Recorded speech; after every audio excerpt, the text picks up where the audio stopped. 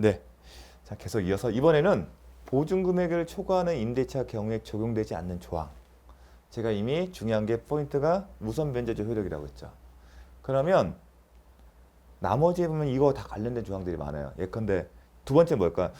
확정일자 부여 등에 대한 규정하고는 제4조 규정. 자, 확정일자 부여죠. 그러면 확정일자 뭐가 관련되죠?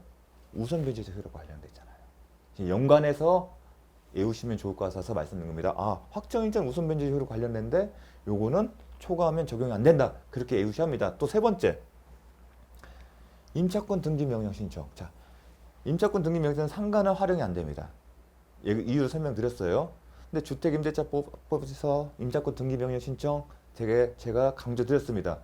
먼저 임대차 계약 종료 후 보증금을 돌려받지 못했을 때, 그 보증금을 돌려받지 못했을 때, 그럼 보증금은 우선 변제 효력과 관련된 거죠. 결국은 임차권 등기 명령 신청은 주된 목적은 보증금을 반환받을 수 있는 담보적인 기능이 강한 겁니다.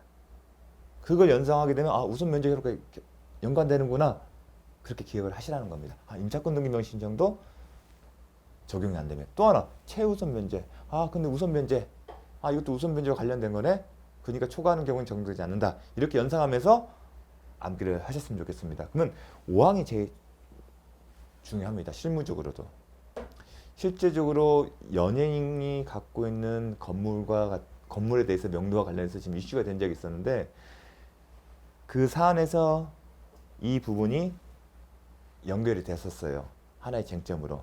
구조 1항 내용이 뭐냐면 기간을 정하지 아니하거나 기간을 1년 미만으로 정한 임대차는 기간을 1년으로 본다. 이 조항 주택임대차보호법에서 배웠었습니다. 기간을 정하지 않거나 대신에 주택임대차보호법은 2년이었어요. 근데 상가건물 임대차보호법은 1년이에요. 1년을 본다. 다만 임차인으로 1년 미만으로 정한 기간에 유함을 주장할 수 있다. 이 조항이 적용되지 않는다는 겁니다. 상가 일정 금액을 초과하는 경우에는 기간을 정하지 아니한 경우 1년을 본다는 조항이 없다는 얘기는 이제 어떻게 갈까요? 민법으로 가는 겁니다. 기간을 정하지 않은 경우는 상가건물 임대차법에 이 조항이 적용되지 않기 때문에 민법상 임대차 관련의 조항이 적용되는 겁니다. 민법상 임대차 계약이면 기간을 정하지 않은 경우는 언제든지 해지를 할 수가 있습니다. 그러면 임차인에게 어떤 게 이 조항이 적용됐으면 더 유리한 경우가 발생할 텐데 이게 적용되지 않기 때문에 임대인은 해지 통보를 언제든지 할 수가 있습니다. 다만 일정 기간이 지나야 효력이 발생하겠지만 아무튼 이 구조 1항이 실무적으로도 의미가 있는 조항입니다. 잘 알아주셨으면 좋겠습니다. 구조 1항은 일정한 금액을 초과하는 경우에 적용됩니다. 또 이런 분쟁이 생기면 대부분 어떤 상가건물 임대차법에서 어떤 분쟁이 생기면 대부분 일정 금액을 초과하는 경우가 많습니다. 그 경우에 이 구조 1항 상당히 중요한 의미가 있습니다. 자, 이렇게 해서 그 다음에 10조 4항 묵시적 갱신. 이것도 묵시적 갱신도 적용이 안 됩니다. 이 부분도 그래서 시험에 포인트가 될 겁니다. 묵시적 갱신은 임차인한테 유리한 게 아닌가 생각할 수가 있으니까요. 하지만 계약갱신 청구권으로 행사하면 되는 겁니다. 그렇게 생각을 하십시오. 아, 계약갱신 청구권을 행사하면 되는 거니까 굳이 묵시적 갱신에서는 적용할 필요가 없다. 이걸 인정하지 않다 하더라도 임차인은 계약갱신 청구권이 있기 때문에 그걸 포함하면 된다. 그렇게 생각하시면 됩니다. 자, 묵시적 갱신. 자, 이렇게 6개에 대해서 살펴봤기 때문에 다시 정리하게 되면 6개 중에서 4개는 우선 변제적 효력과 관련된 거고요. 그렇죠. 나머지는 계약 기간이 정하지 않은 경우는 1년일 때 최단 존속 기간 그리고 묵시적 갱신은 적용되지 않는다는 거 명확하게 정확하게 기억을 하셔야 합니다. 그러면 이제 강론적으로 내용 한 번씩 보겠습니다. 우선 변제적 효력은 대항 요건을 갖추고 뭐였죠? 건물 인도받고 사업자 등록 신청하고 그 다음날에 제3자에 대해서 대항력이 있는 거죠. 관할 세무서장으로부터 임대차 계약서의 확정일자를 받은 임차인은 민사집행법 또는 경매 또는 국세징수법에 따른 공매 시 임차 건물, 임대인 소유의 대지를 포함한다. 자, 주택임대차보호법의 우선 변제 효력 규정과 동일하죠. 환가 대금에서 후순위 권리자나 그 밖의 채권자보다 우선하여 보증금을 변제받을 권리가 있다. 제가 이제 딱 시각적으로 보시면 똑같네? 그러면 이런 경우에는 제가 뭐라고 했죠? 법정 담보물권과 유사하다? 그러면 뭐다? 저당권. 그렇게 이해를 하시면 됩니다. 나중에 경매, 배당을 받을 때 다른 이해관계가 순서를 정할 때 저당권자로 보고 판단을 하라는 얘기입니다. 자, 두 번째, 확정일자 부여 등에 대한 규정하는 제4조 규정. 보증금액 초과는 임차인은 확정일자 부여를 신청할 수 없는 겁니다. 이 조항이 적용되지 않기 때문에. 근데 확정일자는 뭐와 관련했죠? 우선변제 효력에 관련됐다. 우선변제 효력은 근데 보증금 초과하는 경우에는 적용되지 않는다. 따라서 이런 지문이 나온 거죠. 보증금액 초과는 임차인은 확정일자 부여를 신청할 수 없다. 이렇게 기억을 하셔야 합니다. 임차권 등기 명의 신청할 수 없다. 일정한 보증금액 초과하는 상가 건물 임대차 경우에는 임대차 계약 경우는 임차권 등기 명령을 신청할 수 없다. 이게 누가 하는 거죠? 임차인이. 임차인은 보증금을 돌려받지 못했다 하더라도 임차권 등기 명령을 신청하지 못한다. 자, 세우선 면제 효력.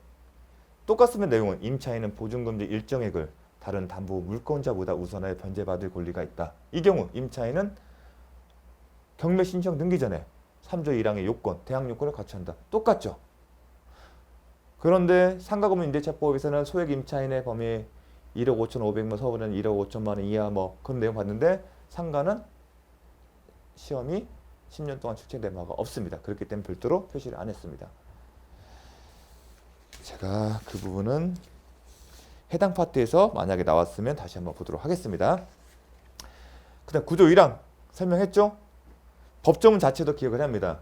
주택임대차보호법에 관련해서 주택임대차보호법은 기간을 정하지 아니하거나 2년 미만의 경우는 몇 년 본다? 2년. 다만 임차인은 2년 미만의 계약의 유효함을 주장할 수 있다. 상가건물 임대차보호법은 2년이 아니라 1년입니다. 하지만 이 조항 자체는 적용되지 않는다는 걸 정확히 기억하십니다. 그와 관련해서 판례를 하나 살펴보겠습니다. 자,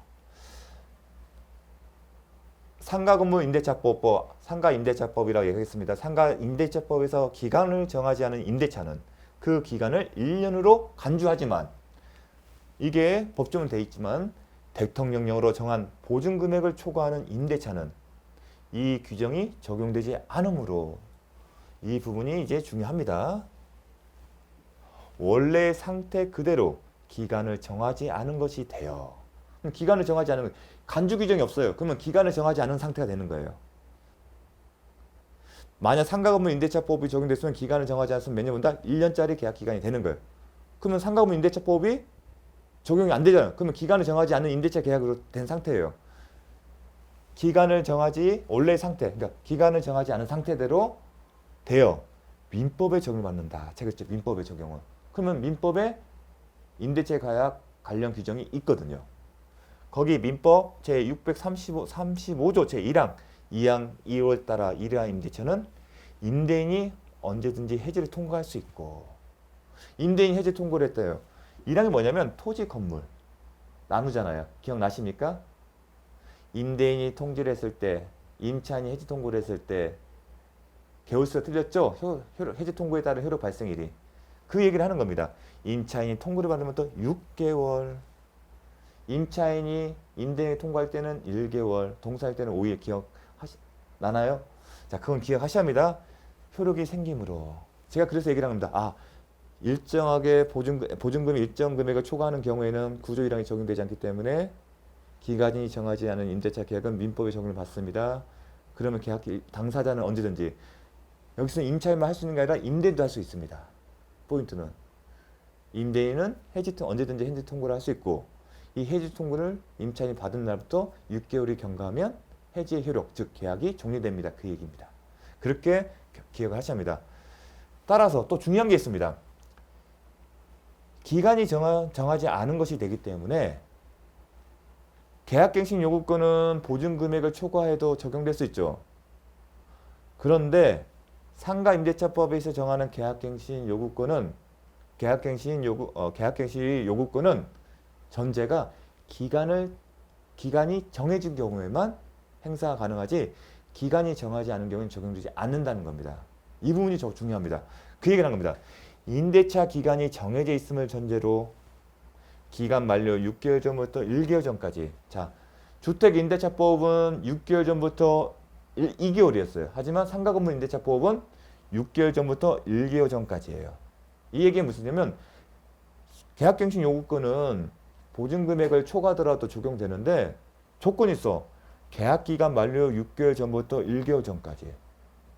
이 얘기는 뭐냐면 임대차 기간이 정해졌다는 얘기 아니야. 즉 계약갱신 요구권은 임대차 기간이 정해져 있고 임대차 기간이 정해져 있다는 전제에서 계약기간 만료 6개월 전부터 1개월 전 사이에 행사할 수 있는 권리다. 그런데 기간이 정하지 않아 있으면 계약기간 만료 6개월 전부터 1개월 전까지라는 게 이런 개념이 나올 수 없다는 겁니다. 아시겠죠? 따라서 이 판례 내용은 기간을 정하지 않은 경우에는 비록 임대차 보증금이 일정 금액을 초과해서 일정 금액을 초과하더라도 계약갱신 요구권이 적용되겠지만 그럼에도 불구하고 계약 기간이 정하지 않은 경우에는 계약갱신 요구권이 행사할 수 없다는 겁니다. 만약에 구조 1항, 이 구조 1항이 정해졌다면 계약 기간이 정해진 것이 되죠. 왜냐하면 1년으로 보기 때문에. 이 구조 1항이 적용이 되지 않았기 때문에 이런 해석이 가능한 겁니다. 상당히 중요한 판례 내용입니다. 그래서 임대차 계약이 정하지 않은 경우에는 임차인의 계약갱신 요구권에는 발생할 여지가 없다. 2021-23370 상당히 중요한 판례 내용입니다. 이게 유명하거든요. 그때 언론에 한참 문제된 겁니다. 따라서 요 내용 상당히 중요한 내용입니다. 그래서 신문지호도 상당히 중요한 내용이기 때문에 핵심 포인트가 뭔지를 자, 기간을 정하지 않은 임대차는 기간을 1년을 본다. 이렇게 1년을 보게 되면 기간이 정해져 있음을 전제했기 때문에 계약갱신 요구 행사할 수 있죠.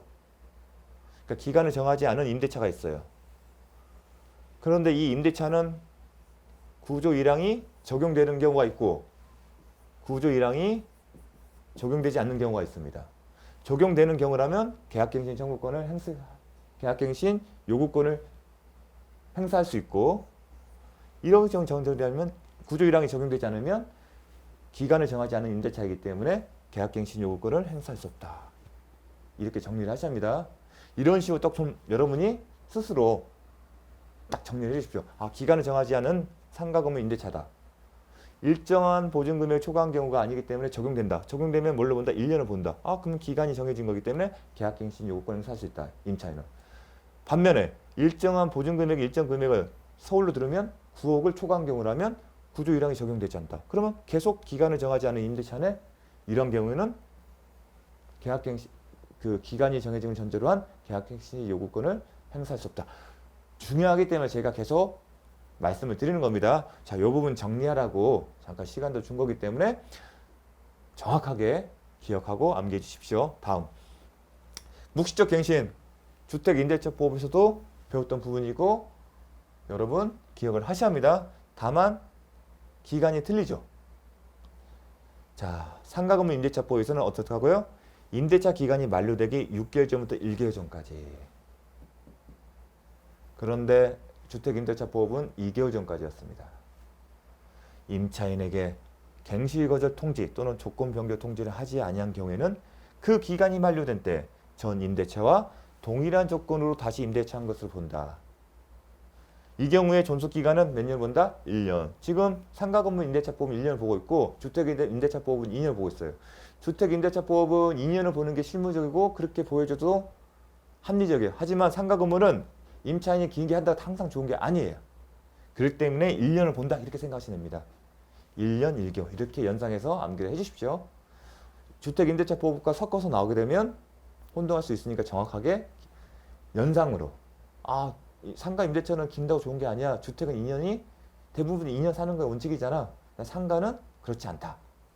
자, 그래서 다르다는 점을 명시합니다.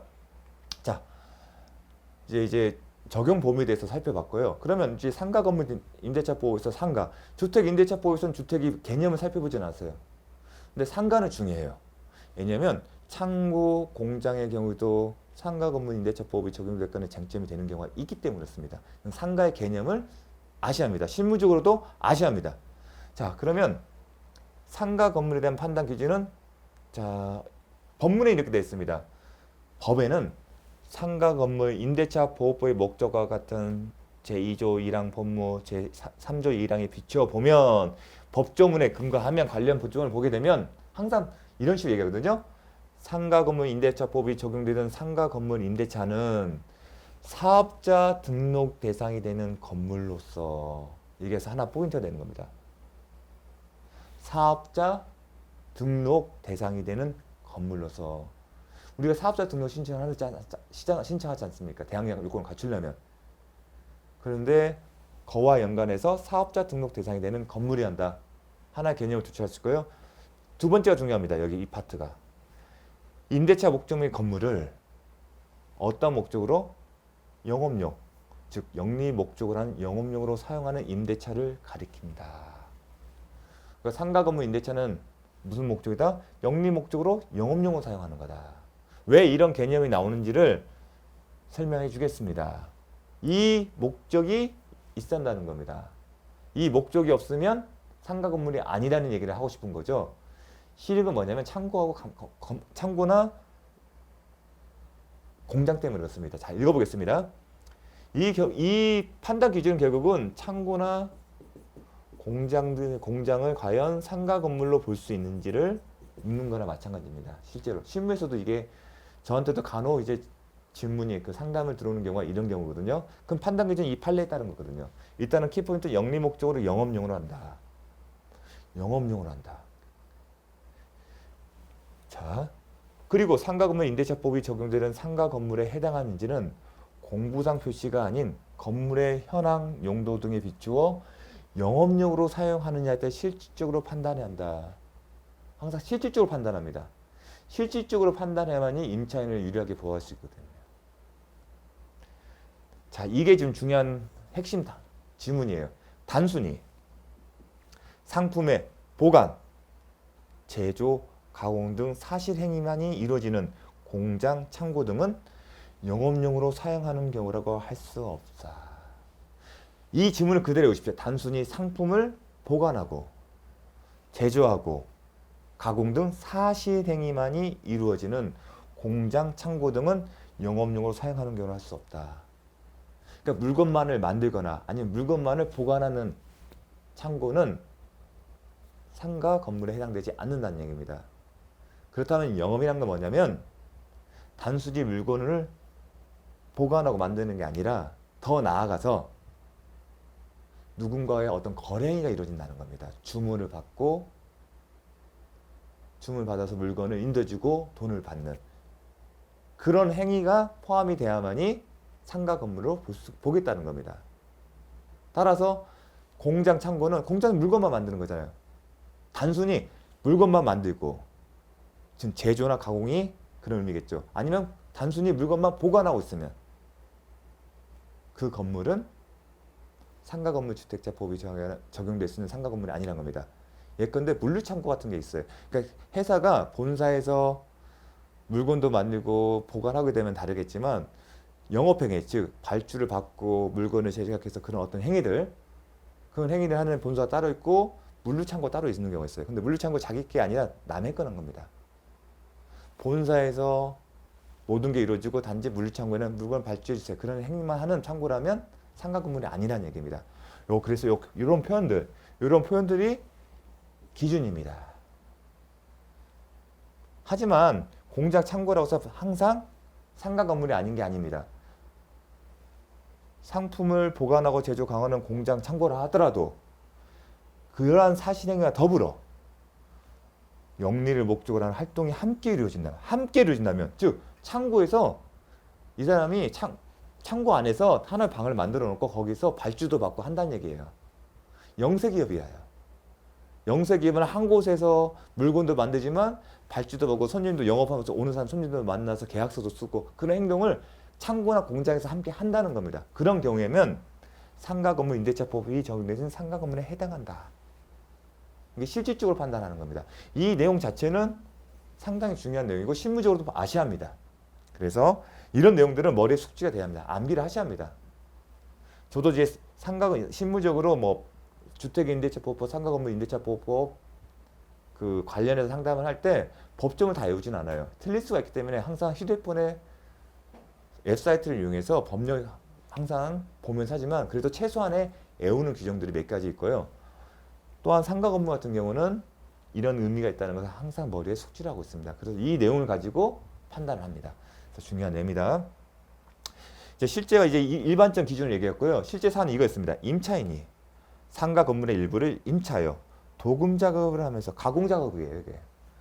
임차 부분에 인접한 컨테이너 박스에서 도급 작업의 주문을 받고 완성된 도구 제품을 고객에 인도하여 수수료를 받는 등 단순히 도구 작업만 가공만 하는 게 아니라 더 나아가서 주문도 받고 주문받은 물건을 배송도 하고 거기에 따라 결제 대금도 받는 그러한 행위를 영업 활동을 해온 사안에서 그러한 경우에는 임차분과 이에 인접한 컨테이너 박스는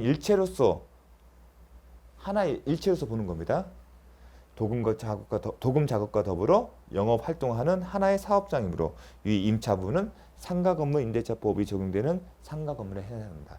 이 얘기는 뭐냐면 그 건물을 빌렸는데 그 건물 안에서는 이루어지지는 않았어요. 대신에 임차인이 컨테이너 박스 하나 갖다 놓은 거야. 그 옆에. 그러니까 하나의 일체를 보고서 이 상가 건물을 따로 보는 게 아니에요. 상가 건물 따라 보게 되면 거기서는 도금 작업만 이루어지잖아요. 근데 이 판례 같은 경우는 상가 건물 그 자체만 놓고 오게 되면 도금 작업만 해요. 그런데 주문 받고 하는 것은 그 안에서 하는 게 아니라 상가 건물 옆에 임차인이 갖다 놓은 컨테이너 박스예요. 이런 경우도 인정을 한 겁니다. 왜냐면 하나로 보기 때문에. 컨테이너 박스나 이 도금 작업이 이루어지는 그 장소가 하나처럼 취급할 수 있기 때문에. 그래서 좀 유의미한, 그러니까 임차인을 보호하기 위한 해석입니다. 자, 요 내용 상당히 중요합니다. 그럼 상가 건물에 해당되냐 안에 따라 상가 건물 임대차법이 적용되지 안 되냐는 상가 건물이 임대차법이 적용되면 임차인에게 유리한 경우가 더 많습니다. 반대로 상가 건물 임대차법이 적용이 안 되면 임대인에게 더 유리하다는 겁니다. 그런 차이점이 있습니다. 중요합니다. 자, 33회. 자, 세종특별자치시가 나왔어요. 세종특별자치시에 소재하는 갑소유의 X상가 건물의 1층 점포를 분시점이 임차인이군요. 이런 것들은 시험 지문에 써주세요. 갑소유 상가 건물, 갑이 임대인. 그래야 혼동이 없습니다. 갑으로부터 2022년 2월 16일 보증금 6억, 차임 월 100만 원. 월입니다. 월. 제주도는 이제 연으로 받더라고요. 근데 월. 제가 월에 찍은 이유가 있겠죠. 월 계산하려고 하는 거죠. 임차하였고 임차권 등기는 되지 않았다. 등기가 미등기라는 얘기입니다. 핵심은 등기 미등기구나. 미등기다. 이에 관한 설명으로 옳은 것을 모두 고른 것은. 자, 보증금이 나오면 기계적으로 환산 보증금 해야 돼요. 왜냐하면 적용된 규정이 다르기 때문에. 6억이에요. 근데 차임이 붙었네. 그럼 어떻게 했죠? 차임이 있는 경우는 월 차임에 뭘 했죠? 100을 곱해라. 그러면 100만 원 곱하기 100 하면 몇이었죠? 1억 원이에요. 그러면 보증금 6억 더하기 1억 하게 되면 7억이네요. 서울이라면 9억이 기준이죠. 근데 세종특별자치는 얼마죠? 96954 기억나나요? 세종시는 5억 4천이에요.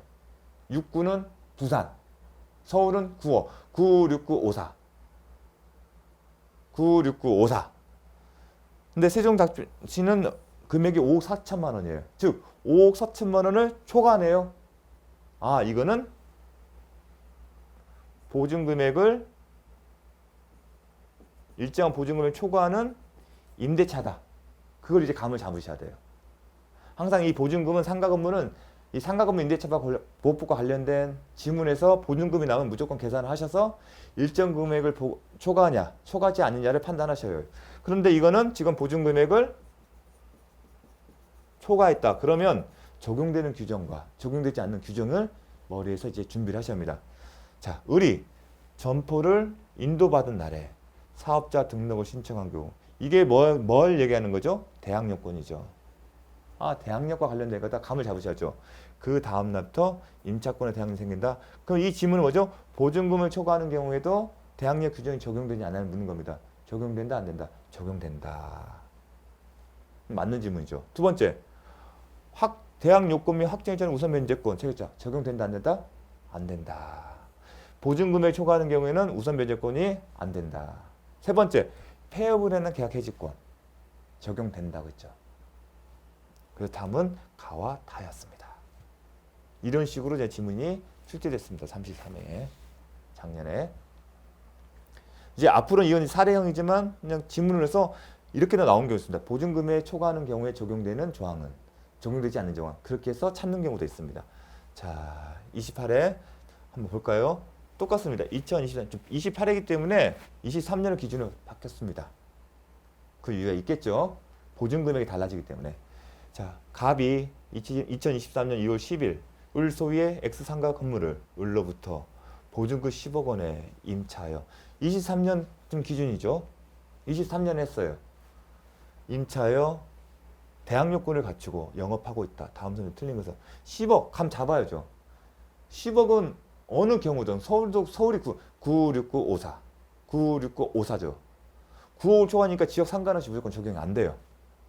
이게 그 지역이 안 나오는 거잖아요. 지역 불문하고 당연히 초과하잖아요. 서울이 하더라도 맥시멈이 9억이잖아요. 초과하네. 아, 이거는 일정 금액을 초과하는 경우이기 때문에 적용되는 조항이 있고 적용되지 않는 조항이 있다는 것을 딱 감을 잡으십니다. 그걸 물어봅니다. 틀린 것은 갑의 계약갱신 청구권은 최초의 임대차 기간을 포함한 전체 임대차 기간이 10년을 초과하지 아니하는 범위에서만 행사할 수 있다. 자, 계약갱신 청구권, 요구권 행사할 수 있나 없나요? 행사할 수 있기 때문에 맞는 질문입니다. 나중에 배우겠지만 전체 임대차 기간이 10년을 초과하지 않는 범위에서 행사할 수 있습니다. 근데 주택임대차법은 기간이 아니라 1회에 하나요. 갑과 을 사이에 임대차 기간을 6개월로 정한 경우 을은 그 기간이 유함을 주장할 수 있다. 자, 어떤 경우든 좀 지문 자체에 혼동이 올 수가 있어요. 먼저 이 부분을 정하게 되면 떠오르는 조항이 제9조 1항이에요. 거기는 기간을 정하지 않거나 1년 미만으로 정한 경우에는 1년으로 본다. 다만 임차인은 1년 미만의 기간이 유함을 주장할 수 있다고 합니다. 그게 법 조문이에요. 하지만 그 조항은 일정한 보증금액을 초과하는 경우는 적용되지 않아요. 그렇죠? 그럼 적용되지 않습니다. 그러면 구조 1항을 생각하지 마셔야 합니다. 그럼 원칙도 들어야죠. 그럼 6개월로 정한 경우예요. 그럼 계약에 따라 유함을 주장할 수 있는 건 당연한 겁니다. 만약에 이게 적용된다 하더라도 당연히 주장할 수 있는 거고요. 임대차 계약이 1년 미만임을 임차인은 주장할 수 있다는 게 구조 1항 단서이기 때문에. 그래서 요 지문은 좀 이게 가우뚱하실 건데 좀 출제자가 좀 더 정치하게 좀 제출했으면 문제를 좀 만들었으면 좋았을 텐데 좀 우도와 다르게 나갈 수도 있는데 어떤 경우도 맞습니다. 그러니까 혼동하지 마십시오. 왜냐하면 구조 1항 본문이 적용된다 하더라도 적용되지는 않지만 원칙으로 가겠죠. 6개월 정했으면 6개월 계약의 유함을 주장할 수 있는 건 당연한 겁니다. 예. 계약 기간을 6개월로 정했으니까 설사 구조 1항이 적용된다 하더라도 임차인이 또 주장할 수가 있거든요. 그래서 혼동하지 마십시오. 자, 3번 갑의 계약갱신 요구권에 따라 갱신되는 임대차는 전 임대차와 동일한 조건으로 다시 계약된 것으로 본다. 계약갱신 요구권 적용되니까요. 그 조문이 적용되니까 계약갱신 청구권, 요구권 행사에 따른 효과, 조항도 당연히 적용이 됩니다. 이게 기본이니까요. 4번 임대차 계약 종료 후 보증금이 반환되지 않은 경우 종료 후 임차권 등기명령 신청 요건이죠. 갑은 X건물의 소재지 관할 부문에 임차권 등기명령 신청할 수 없다. 자, 암기가 안 돼 있으면 이런 질문 바로 답이 안 나와요. 그러니까 여러분이 이런 게 나오면 이건 임차권 등기 요건이네 신청. 그리고 관할 법원에 하는 거거든요. 대부분 부동산은 건물 소재지에서 합니다. 아시겠죠? 최근에 이제 목동이 아니라 이제 하곡동이 문제되잖아요. 그리고 인천이 문제됩니다. 그 목적물 소재지가 서울 남부지방법이기 때문에 서울 남부지방법원이 서울에서 가장 임차권 등기 명령 신청이 폭주하고 있는 데입니다. 네, 관할법원. 자, 5번 X건물이 경매로 매각됐다. 이거 되면 대항력 생각해야죠. 갑은 특별한 사정이 없는 보증금에 대해 일반 채권자보다 우선하여 반제받을 수 있다. 우선 변제 효력이네요. 나오는 게. 그런데 보증금을 일정 금액을 보증금을 초과하는 우선 변제 효력이 적용된다 안 된다? 안 된다. 그래서 제가 그랬죠. 보증금액이 일정 보증금액을 초과하는 서울의 경우에는 전세권을 설정한다고. 우선 변제적 효력이 인정되지 않기 때문에. 그래서 수익형 부동산에서는 상가 건물 소유자들, 임대인들이 전세권을 등기를 해야 한다는 것을 알고 있습니다. 자, 그게 주택 임대차와 다른 점입니다. 그래서 근데 금액이 높으면 다 해줘요. 예컨대 한남동의 빌라 전세 보증금이 수십억 하는 경우, 반포 그런 데는 뭐 24억, 30억 전세 보증금이 주택 임대차 보증금이 25억, 뭐 30억입니다. 그런 경우에는 전세권 설정 등기를 합니다.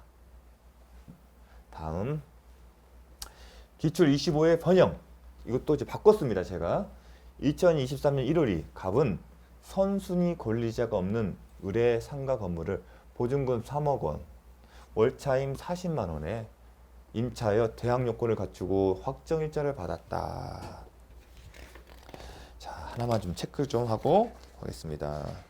자, 그러면 다음 설명 중 틀린 것은 자, 3억 원이에요. 보증금을 40만 원 있으면 제가 월차임은 환산하였죠. 환산 보증금 40만 원 곱하기 100만 원. 그러면 4천만 원이네요. 그럼 합치면 얼마가 됩니까? 3억 4천만 원.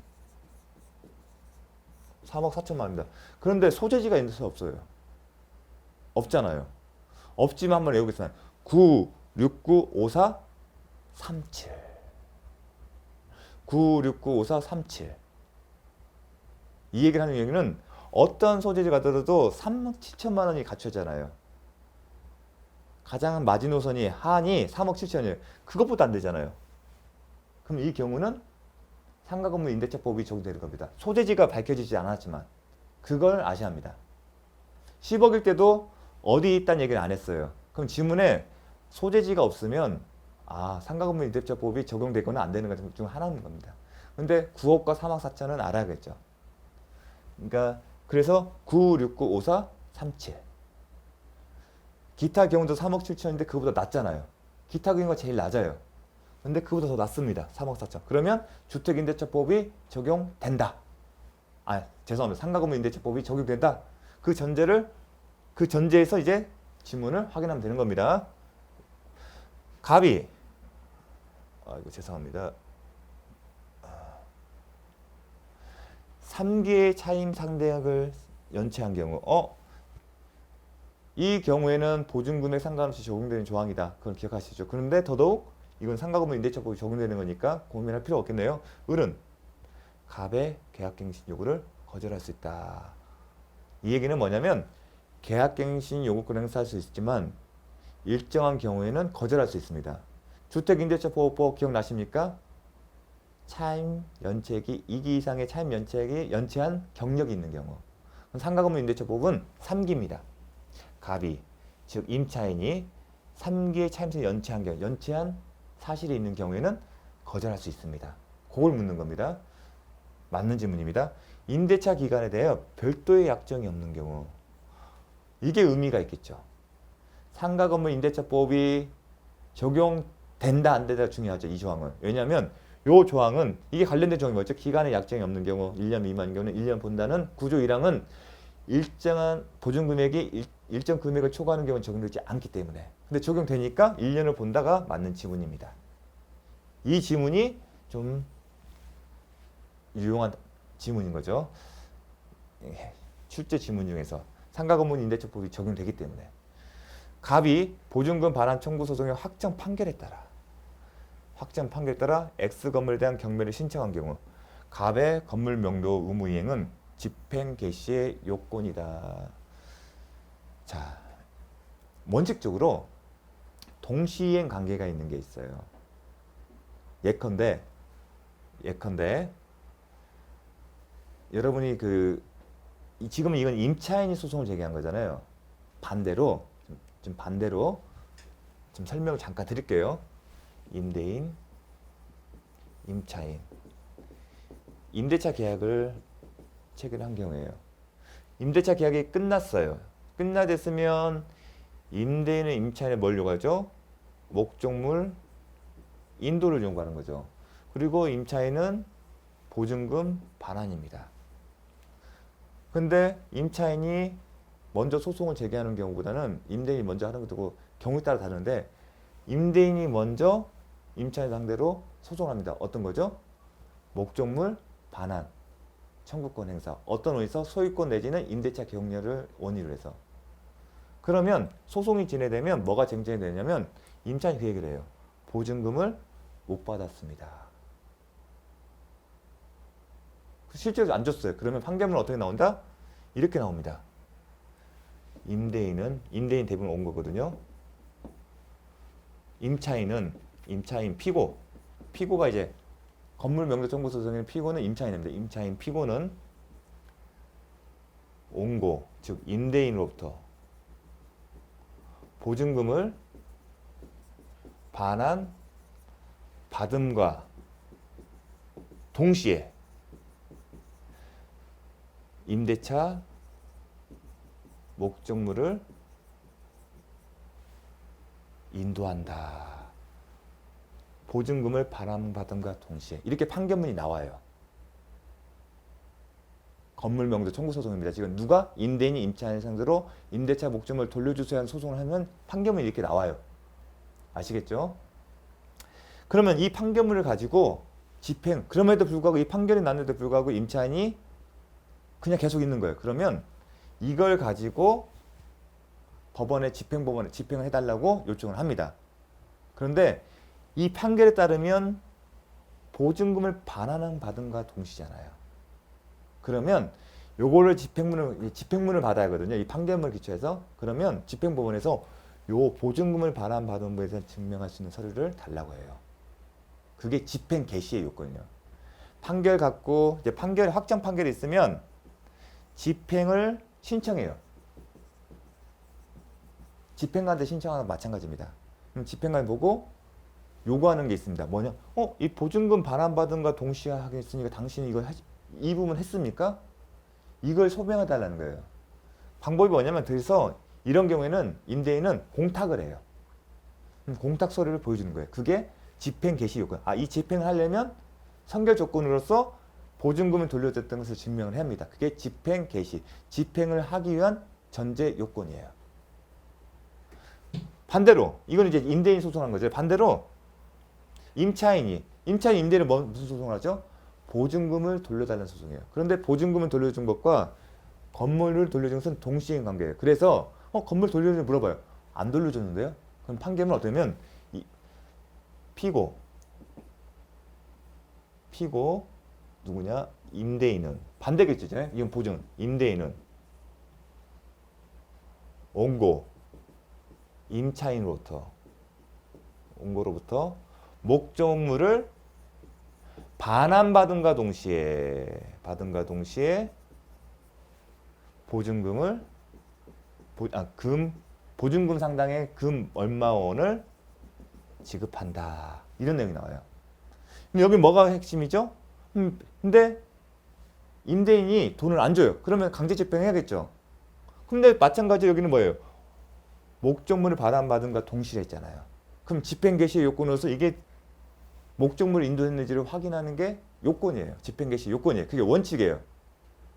그런데 상가건물 임대차보호법에서 이렇게 얘기해요. 주택임대차보호법도 마찬가지입니다. 임차인이 상가건물 임대차보호법 5조 제1항 이런 조항이 있습니다. 뭐라고 하냐면 임차 건물에 대해 보증금 반환 청구 소송. 지금 임대인이 임차인 상대로서 건물 명도 청구 소송이 아닙니다. 헷갈리지 마십니다. 임차인을 보호하기 위한 조항이에요. 답은 보증금 반환 청구 소송 확정 판결 그 밖에 준하는 집행 권한에 의하여 경매를 신청하는 경우 민사집행법 41조에도 불구하고 아까 제가 집행 개시 요건을 해놨는 게 민사집행법의 원칙이에요. 이러한 조항에도 불구하고 반대 의무의 이행이나 이행의 제공을 집행 개시 요건을 하지 않나 특별하게 보호하는 겁니다. 이에 따르면 임차인이 보증금 반환 청구 소송과 관련해서 집행을 할 때는 건물을 인도를 재건했다는 것이 집행 개시 요건이 아니라는 겁니다. 원칙은 그렇게 해야 하는데 상가 건물 임대차 보호법에 따라 예외 조항을 둔 겁니다. 그걸 물어본 겁니다. 그래서 이게 경매 신청한 경우 가외 명령 의무 이행은 집행 개시 요건이 아닌 겁니다. 원칙은 맞는데 상가 건물 임대차 보호에 따라서 예외 조항을 둔 겁니다. 어렵지만 그렇게 이해를 해주시면 좋겠습니다. 그래도 아셔야 합니다. 시험에 출제가 됐기 때문에 집행 개시의 요건이 아니다. 특별한 규정인 겁니다. 원칙은 그렇게 해야 합니다. 그래서 근데 임대인은 없잖아요. 임차인 이런 규정이지만 임대인의 건물 명도 청구 소송은 그게 없었습니다. 없었기 때문에 임대인 같은 경우에는 건물 명도 청구 소송의 확정 판결에 따라서 집행을 하려면 보증금을 이행이나 이행 제공을 했다는 것을 증명해야 합니다. 즉 그러한 사실이 집행 개시 요건이에요. 임차인의 경우만 그럽니다. 임차한 건물에 대해 보증금 반환 청구 소송. 보증금 반환 청구 소송만 합니다. 임대인의 건물 명도 청구 소송의 확정 판결에 따라 그 부분에서는 집행을 신청할 때는 아닙니다. 자, 4번. 갑이 X건물의 환가대금에서 보증금을 우선 변제받기 위해서는 대항 요건이 배당 요구 조건까지 존속해야 한다. 주택임대차법에서 배웠죠. 대항 요건과 우선 변제 그 효력이 취득과 동시에 계속 존속하려면 계속 유지해야 한다는 거. 그 얘기를 하는 겁니다. 언제까지? 우선 변제와 관련해서는 배당 요구 종기까지입니다. 이 얘기는 지금 우선 변제 받기 위하기 때문에 배당 요구 종기까지는 대항 요건이. 현실에선 대부분 끝까지 있죠. 그리고 임차권 등기를 합니다. 이게 원칙적으로는 배당 요구 종기 시까지 존속해야 한다. 우선 변제 받기 위해서는 우선 변제 받기 위해서입니다. 왜냐하면 우선 변제 배당 요구 종기는 우선 변제와 관련되거든요. 우선 변제는 배당과 관련되기 때문에. 자, 5번 보증금이 전액 변제되지 않는 한 X 건물에 대한 경매가 실시되어 매각되더라도 갑의 임차권은 존속한다. 이게 무슨 말일까요? 자, 보증금이 전액 변제되지 않는 한 건물에 대한 경매가 실시되어 매각되더라도 임차권은 존속한다. 원칙적으로 주택임대차법 할 때 기억나십니까? 경매에서 대항력이 있는 경우 없는 경우 나누는 이유에서 그 근거가 법조문을 말씀드렸죠. 원칙적으로 경매가 절차가 진행되면 임차권은 소멸하는 게 원칙이지만 보증금을 다 받지 못하고 대항 요건이 있으면 그렇지 않다. 그러면 선순위 권리자가 대항 요건을 하려면 제가 뭘 생각했죠? 말소기준 권리. 말소기준 권리가 뭐였죠? 저당권, 가압류, 압류, 담보가 등기, 경매 개시 결정 등기죠. 그러한 권리가 있으면 그중에 가장 빠른 걸 기준으로 해서 그 이전에 대항력 갖춘다. 안 갖췄느냐에 따라서 전이냐 후에 따라서 대항력 유무를 판단하는데 지문에서는 선순위 권리자가 없다고 했잖아요. 아무런 권리가 없다는 얘기입니다. 그 앞으로. 그러면 당연히 대항 요건이 있는 거죠. 대항 요건이 있으면 임차권이 존속한다, 소멸한다. 존속한다. 보증금을 돌려받지 못했고요. 대항 요건이 있는 경우는 임차권은 존속한다. 원칙은 소멸하지만 보증금을 돌려받지 못했고 대항 요건이 있는 경우에는 존속한다는 그 규정 때문에 상가건물 임대차법도 그런 규정이 있는 겁니다. 아시겠죠? 자, 주택임대차보호법에서도 말씀드렸던 조항입니다. 자, 잠시 쉬었다가 계속하겠습니다.